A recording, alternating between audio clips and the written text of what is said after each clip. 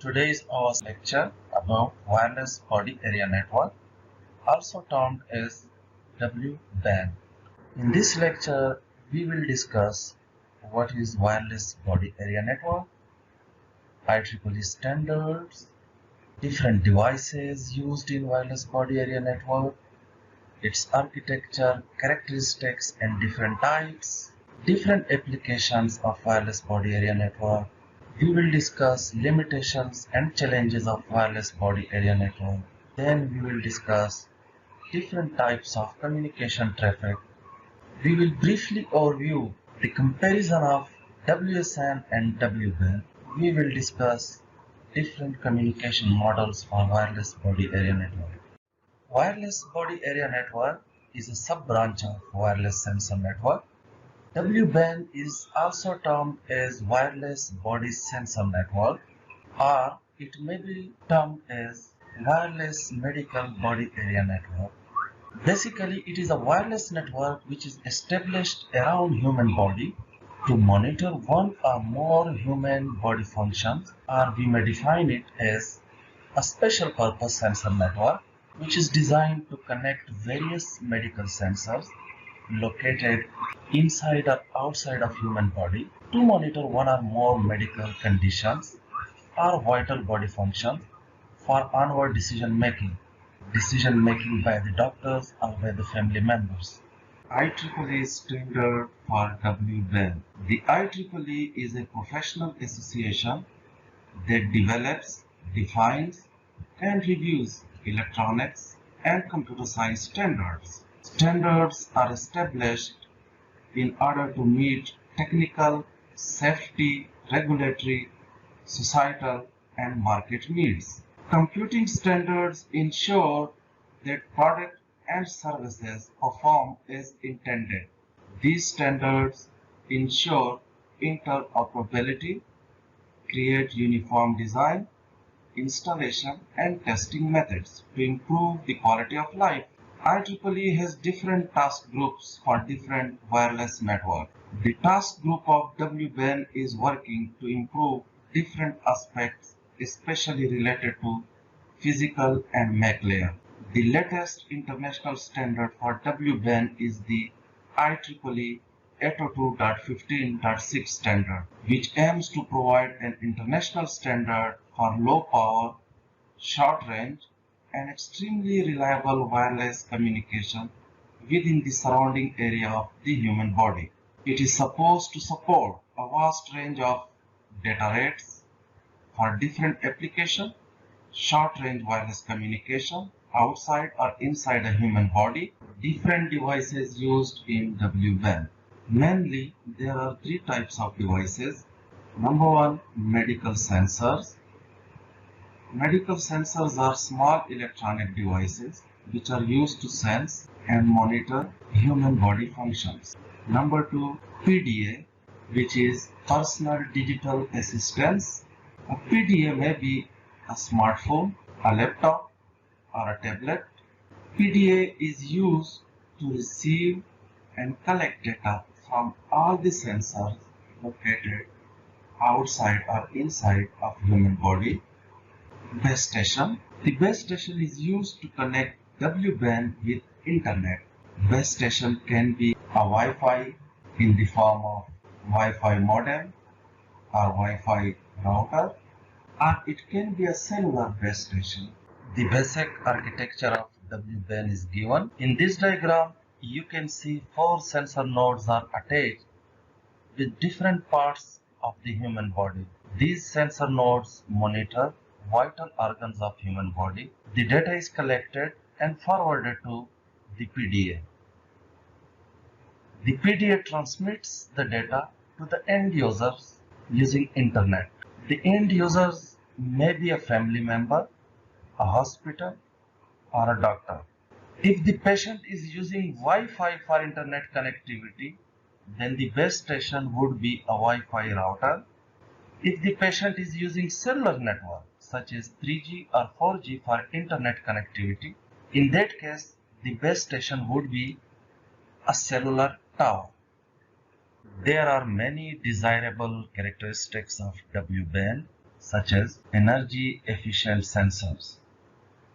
W-band sensors must operate for longer period of time, especially if located inside human body. It is not desirable to operate the human body again and again for replacement of sensors. Smaller size. W-band sensors must be smaller in size so that they may be easily attached to human body without noticing. Accurate sensing. W-band must ensure accurate data delivery, as we cannot afford inaccurate data delivery in critical patients or situations. Real-time communication. W-band must ensure real-time communication, as delay cannot be affordable. Self-healing. W-band sensors must have the capability of self-healing. In case of any damage, they must repair themselves. It is especially more important if the sensors are located inside human body. Low data rates. W-band sensors must be capable to operate in low data rates environments, as we cannot expect higher data rates everywhere, especially in many parts of developing countries. Wearability. For continuous monitoring, wearability is a very important issue. These sensors must be lightweight and small. The size and weight of sensors are mainly determined by the size and weight of battery, where battery capacity is directly proportional to its size. Reliability. Reliable communication in W-band is of paramount importance for any W-band application. So the designer should target a reliable communication technique which will ensure uninterrupted communication and optimal throughput. A careful trade-off between communication and computation is very important for a reliable system design. Security. Another important issue is the security of the network. All the wireless medical sensors must meet the requirements of privacy and should ensure data integrity and authentication to avoid unauthorized access. Interoperability. Different companies are manufacturing body sensors. These sensors of different vendors must be capable to communicate with one another for establishing W-band. The interaction of different wireless medical sensors will help vendor competition and eventually leads to more accessible system. There are three important types of W-band, which are based on location of medical sensors. 1. Implanted W-band. In this type, sensors are implanted inside body or under skin. It has many applications such as blood clots monitoring, sensing oxygen level in lungs, kidneys or liver functions monitoring, detection and monitoring of tumors. Surface mounted W-band. In this type, sensors are deployed outside the body or the skin. It can be used for pulse rate, temperature, blood pressure, or sugar level monitoring. Wearable W-band. In this type, sensors are accompanied in pockets, hand, or bag. Applications include location, movement, walking, smoking. Broadly speaking, there are two types of applications. 1. Medical applications. 2. Non-medical applications. Medical applications such as blood pressure monitoring, heart rate detection, temperature, sugar level, auto-insulin injection, motion detection, artificial retina or hearing aid, remote treatment or prescription. Non-medical applications include elderly people monitoring, kids monitoring, disabled people care, research-based monitoring, exercise, walking, running, Psychological monitoring of soldiers in war, psychological monitoring of astronauts in space, hiking, swimming. There are many limitations and challenges in WBAN. Battery versus size. In WBAN, very small sensors with long lifetime are highly desirable. However, as we reduce the size, it reduces battery power.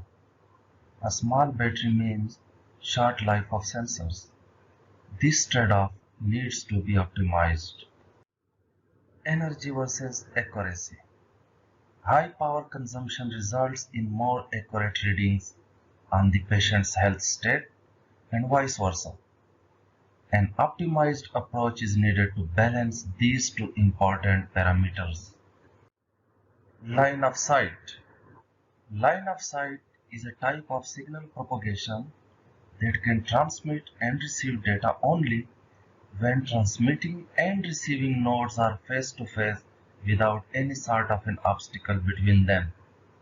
In traditional networks, FM radio, microwave, and satellite transmissions are examples of line of sight communication. In WBAN, clear line of sight between body sensors and PDA may ensure accurate data transmission. However, human body is made of flesh, water, and bones, which may create obstacles and result in data loss. An enhanced signal propagation technique may overcome this problem. Security. Considerable efforts would be required to make WBAN transmission secure and accurate. It would have to be made sure that the patient data is not mixed up with other patients' data. Furthermore, the data must have limited access only to intended users. WBANs are resource constrained in terms of power, memory, communication rate, and computational capability. Security solutions proposed for other networks may not be applicable to WBANs. Privacy. People might consider the WBAN technology as a potential threat to freedom.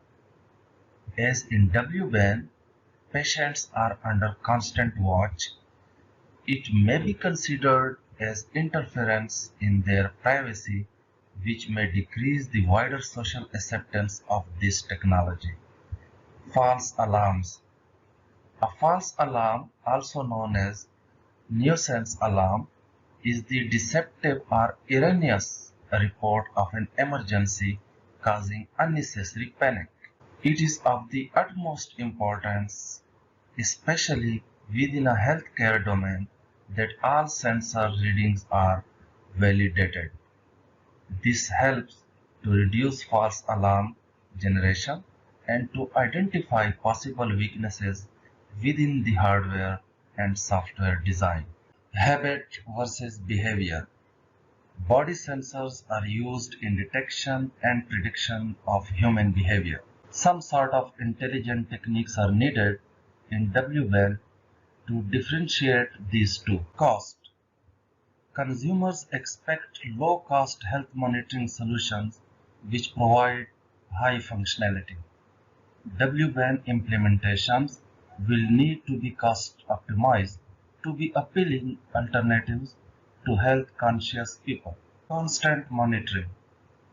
Users may require different levels of monitoring.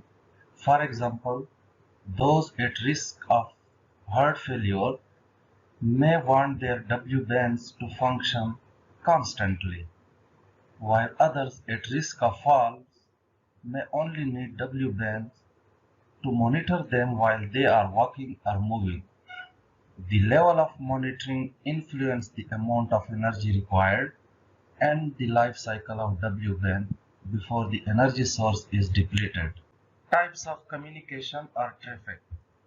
Basically, there are three types of communication: normal, emergency, and on-demand. Normal traffic. The data traffic which is sent to report the normal condition of a patient or person. Emergency traffic. When a patient is in critical position or situation, it is initiated by the PDA. The PDA initiates emergency traffic when there is a high variation or when a predefined threshold is exceeded. On-demand traffic. It is initiated by the authorized personnel like doctor or consultant to acquire certain information for diagnostic purpose. WSN versus WBAN. WBAN is a special application branch of WSN. Both have a lot of similarities with few minor differences. First difference between a WBAN and WSN is mobility. In WBAN, user can move with sensor nodes with same mobility pattern, whereas WSN is generally used to be stationary. Energy consumption is much less in WBAN as compared to WSN. In addition, WBAN sensors devices are cheaper as compared to WSN. Rest of minor differences can be seen in the table. Routing models. Currently, there are 5 routing models used in wireless body area network. These 5 models are 1. Posture-based routing, 2. Temperature-based routing, 3. Cross-layer routing, 4. Cluster-based routing, and 5. Multi-path routing. Posture-based routing. WBAN sensors have very short range communication. A good line of sight with less obstacles are very important for better communication and transmission of data. Human body contains flesh, fluids, and bones. An improper or bad posture may result in poor communication in WBAN. It may greatly reduce the signal strength, even stop the sensors communication with PDA or mutual communication between sensors. The movement of limbs make the network topology good or bad and also produce a shadow effect. Selection of suitable location for body sensors with respect to posture is very important. Different routing protocols are proposed to take care of this issue. One is Novel Mobility Handling Routing Protocol, abbreviated as MHRP. An assignment related to this protocol is given at the end of this lecture. Temperature-based routing. Temperature-based routing considers the temperature of nodes as the main parameter in the process of path selection. Temperature rise of node may damage vital human organs, especially if sensors are located inside human body. These protocols avoid those nodes having higher temperature and select alternate route for data transmission. Many routing protocols and algorithms are designed to take care of nodes' temperature. One such routing algorithm is Thermal Aware Routing Algorithm. The journal diagram is given. In this diagram, you can see source node is communicating with destination node through node B. When B temperature rises to some threshold, alternate route is selected for data transfer. Cross-layer routing. In traditional wireless networks, different OSI layers do not interact with each other, which means different OSI layers do not share or exchange information or parameters. In cross-layer approach, different layers are enabled to interact and exchange information or parameters for the purpose of better path selection. In this diagram, you can see different parameters are linked with different layers, such as network layers have parameters like hop count, packet size. MAC layer is responsible for many mechanisms such as scheduling, data rates, and bandwidth allocations. Similarly, physical layer is responsible for battery power, signal strength. In cross-layer design, these different layers can exchange information with one another for better path selection. However, constant interaction and information exchange among different layers may consume more energy and may not be suitable for resource-constrained networks like WBAN. Cross-layer routing is a better choice in those networks where node size and energy efficiency are not top priorities. Cluster-based routing. It is inspired from WSN. A WBAN having few nodes do not need cluster-based routing. It is needed when few dozen nodes are attached to human body. It improves node connectivity, energy efficiency with reduced congestions. We already discussed cluster-based scheme in our previous lecture. In WBAN, enhanced version of Leech are used. Multipath routing. In multipath routing, multiple paths are established between source and destination for data transmission. In most of the cases, two paths are formed from source to destination. Same data is transmitted on different paths. Multipath routing is mainly used in critical patients or cases where data loss or delay cannot be tolerated. In this diagram, you can see two paths are established from source to destination. One path contains nodes 1, 2, 3, while the second path contains node 4, 5, 6. The same data is transmitted on both paths from source to destination. Here is an assignment for you. The assignment is, what is routing? What are routing metrics or parameters? Explain MHRP routing protocol, which is a posture-based routing with detailed diagram. The scenario is a bit different. In this scenario, total nodes are 9.